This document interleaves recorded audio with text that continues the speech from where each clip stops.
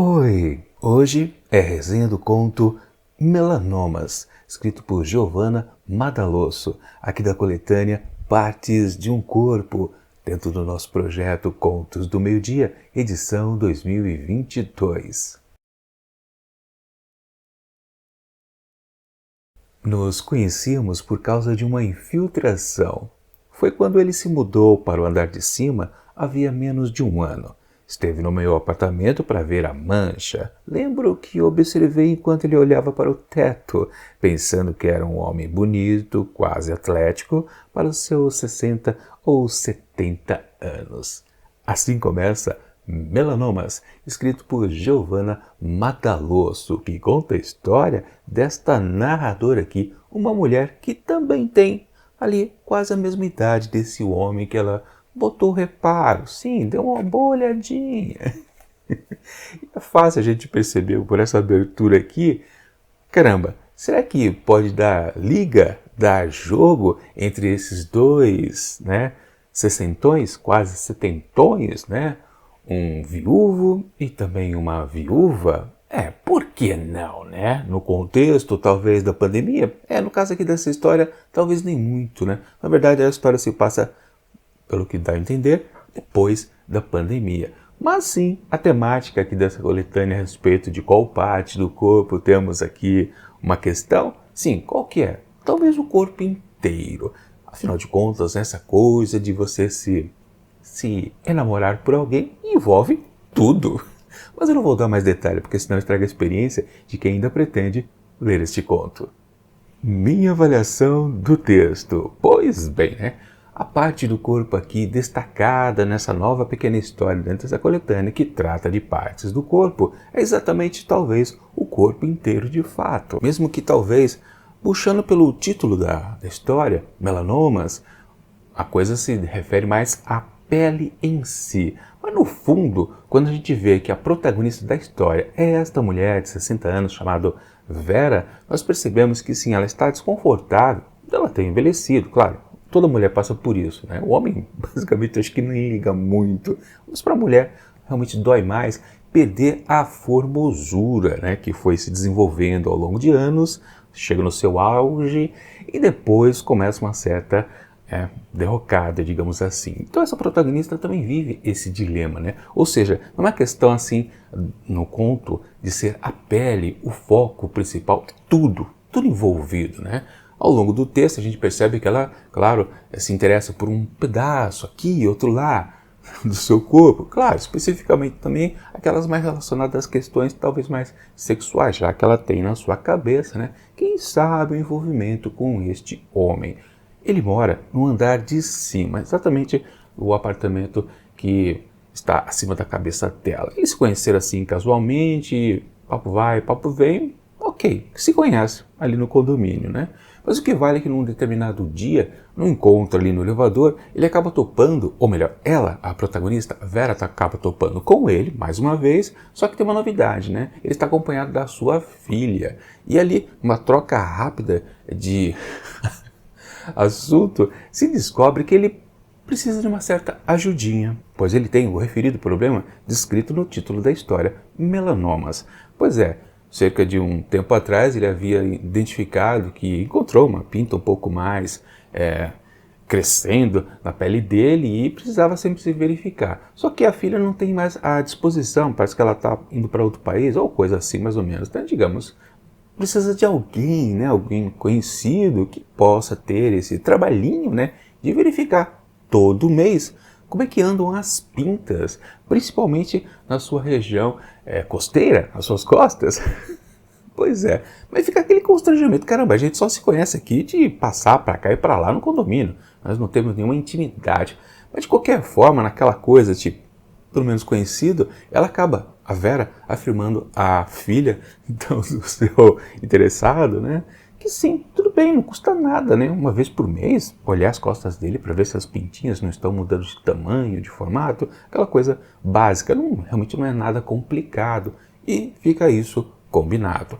Então, a história se desenvolve exatamente em vários desses encontros que eles acabam tendo a cada novo mês. Claro que o grande trunfo dessa narrativa da Madaloso é exatamente o que vai pela cabeça da Vera. Aliás, uma coisa que a gente pode destacar logo de cara nesse texto é que ele é colocado em discurso indireto. Não tem aquela coisa do novo parágrafo, travessão e vem a fala do personagem. Não, não. É tudo ali emendado, exatamente também no pensamento da Vera. É quase um fluxo de consciência muito intenso a respeito desse personagem. E é bastante interessante, o texto fica mais vigoroso por causa disso. Um discurso indireto, às vezes fica aquela confusão, né? Pô, você está falando de uma coisa, de repente o pensamento ou a fala de um dos personagens, na verdade, só entra mesmo as falas, porque ela não tem consciência do o que passa pela cabeça dele, porque é um discurso também narrado ou num clássico, né? Primeira pessoa, também tem isso, né? Na verdade, o que também favorece, claro, não ser um narrador onisciente, né? De saber o que passa pela cabeça dele, se realmente ele está interessado nela. Mas a questão, de fato, é que Vera está justamente no seu dilema. Tem o corpo envelhecido, ela fica se preocupando se ele possa se interessar ou não por ela. Numa segunda visita, se eu não me engano, acho que foi na segunda visita que pintou a pergunta, escuta, Vera, você não quer que eu dê uma olhada também nas suas costas? E aí fica, peraí, o garotão aí também está meio interessado. Então vai dar jogo sim nesta questão aqui, né? E, na verdade, por que não, né? Ela mesmo diz, né? Ela já tendo vivido, quer dizer, ela só teve a oportunidade de um casamento e depois se relacionado com outro homem depois que o primeiro havia falecido, né? Ele já tinha passado por vários casamentos, mas de qualquer forma o que vale é que eles estão velhos, por assim dizer, que é o que vale aqui nessa história. E bom, no fundo, o texto brinca com essa expectativa que vai criando em nós, leitores, à medida que essa história vai se avançando de mês a mês. Ou seja, quando vai se aproximando mais um período de 30 dias passados, ela volta a ficar preocupada. Ela até diz, né, que no meio caminho, ela até, às vezes até esquece, mas acaba precisando se lembrar quando vai chegando mais perto ali da data combinada de fazer aquela vistoria ali, sem muito profissionalismo, é verdade, né? Mas ela volta a pensar, digamos assim, quando se aproxima a data, que ela precisa talvez se cuidar um pouco. Ela começa também a inspecionar o próprio corpo, tentando avaliar se, caramba, o que ela tem ainda talvez seja de interesse para ele ou não.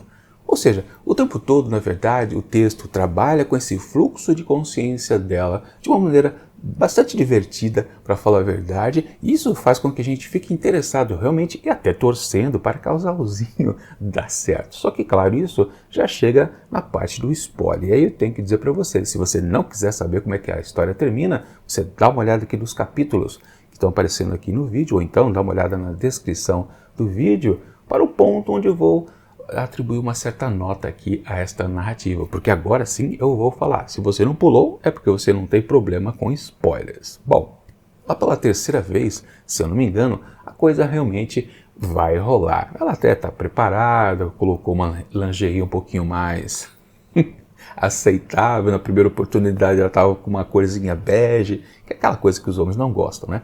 Mas enfim, o que vai lá, ela estava preparada, eles conversaram, almoçaram, aquela coisa, né? O chaveco dele também era bem funcional. Mas de qualquer forma, o que vale é que sim, ele acaba roubando um beijo dela. E ela, claro, corresponde.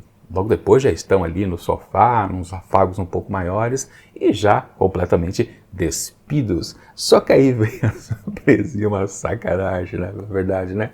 Ele não mostra serviço. Pois é, o negócio fica ali morto. Ela fica decepcionada, né? Fazer o quê, né, amor? Ele fala, acho que não vai rolar. E ela, não, tudo bem, deixa, acontece. Basicamente, o final da história é até um pouco broxante também, né? A gente fica realmente envolvido com toda essa narrativa, divertida em muitos momentos, e naquela torcida que, como eu comentei, a gente possa ficar para com os dois se aproximarem, virarem um casal de fato, né? Aí chega o final, é uma coisa, cara, muito pouco. Eu fiquei realmente decepcionado. Eu até falei, caramba, já acabou? Eu virei a penúltima página e só tinha, acho que um parágrafo, bem curtinho, o resto da página vazia. Você fala, ih, vai acabar assim num sopetão? E você pensa, vai acontecer alguma reviravolta, né? Aquelas reviravoltas que às vezes acontecem em muitos contos, que é no último parágrafo, na última linha, né? Na última sentença, não tem nada demais. Até acho que dá para dizer o que temos aqui ao final exatamente. Deixa eu acho aqui de uma maneira rápida. De novo, achei que era hora de ir. Me despedi com um beijo. Quando fui sair pela porta, ele perguntou: "Você volta?" Eu disse que sim. Basicamente, né, um final bem aberto. Mas no caso, mesmo com a situação final ali, de talvez, né, ela ter se decepcionado um pouco, dá para dizer que tudo acabou nos conformes, como a gente estava meio que na torcida o tempo todo dessa narrativa. Não dava, confesso para vocês que esse não é o tipo de texto que você fica pensando, não, vai acontecer algo completamente inesperado. Portanto, até esse final meio ok, bem aberto, para dizer o mínimo, né? Mas decepcionante, era uma coisa aceitável, porque não iria acontecer algo extraordinário que deixaria toda essa história com uma abordagem diferente, com uma outra expectativa, né? Com uma outra avaliação. Não seria desse tipo de texto que a gente ia encontrar na sua resolução, né? Realmente, não foi. Ou seja, tinha que ser talvez assim meio morno realmente o final aqui dessa história. Final aberto, ok. É o tipo de final que, na verdade, pode não agradar a muitas pessoas. Mas no fundo, não estraga toda a viagem que você teve até ali. O bom começo e todo aquele desenvolvimento interessante, de novo afirmando, bastante divertido. As dúvidas da personagem são interessantes. Aliás, eu preciso dizer, né, muitas dessas dúvidas colocadas aqui para a protagonista da história se deve bastante porque a escrita foi feita por uma mulher. Se fosse um homem que tivesse escrito essa história, talvez ela ficasse até um pouco mais densa. A comicidade um pouco cabe por causa, aí voltando à questão do foco principal dessa narrativa, que está dentro de um projeto que quer destacar partes do corpo, e no caso aqui todo o corpo da mulher. Se fosse um homem que escrevesse essa história, talvez não ficasse tão interessante. Eu não concordo muito com aquele papo que diz que não, só a mulher sabe escrever uma verdadeira história feminina. Na verdade, não é esse o ponto, mas aqui casou de uma maneira interessante. Mas se fosse uma pegada de um homem, talvez também seria uma história que pudesse render até um final diferenciado. Quem sabe? De qualquer forma, um final bastante interessante. Mas ele tira um pontinho, sim, ou meio pontinho, na verdade, do que eu posso atribuir a esse conto. Falando nisso, né? Para esse conto aqui, Melanomas, escrito por Giovanna Madalosso, eu atribuo 3,5 asteriscos. Pois é, esse finalzinho aqui meio...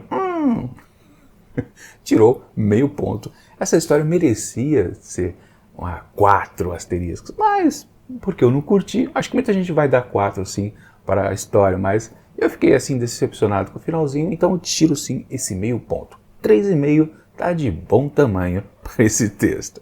Enfim, agora, amanhã, na quinta-feira, vamos dar uma olhada no próximo texto aqui. Vamos ver se não se trata, mais uma vez, coisas a respeito de câncer, né? Pô, de novo, seria chato, né? Bom, teremos Bourbon, de Antônio Prata, que costuma fazer textos interessantes. Se eu não me engano, acho que eu li a crônica dele, algumas crônicas dele, na Folha de São Paulo. Era isso? Era do pai dele. Não, acho que era do Mário Prata, né? Acho que eu devo estar confundindo. Ou era dos dois. Enfim, não importa. O que vale que amanhã a gente descobre se o texto vai ser bacana ou não. Mas, enquanto ele não chega, eu deixo aqui do lado dicas de outras resenhas que já apareceram aqui dentro do projeto Contos do Meio-Dia, edição 2022. E tchau!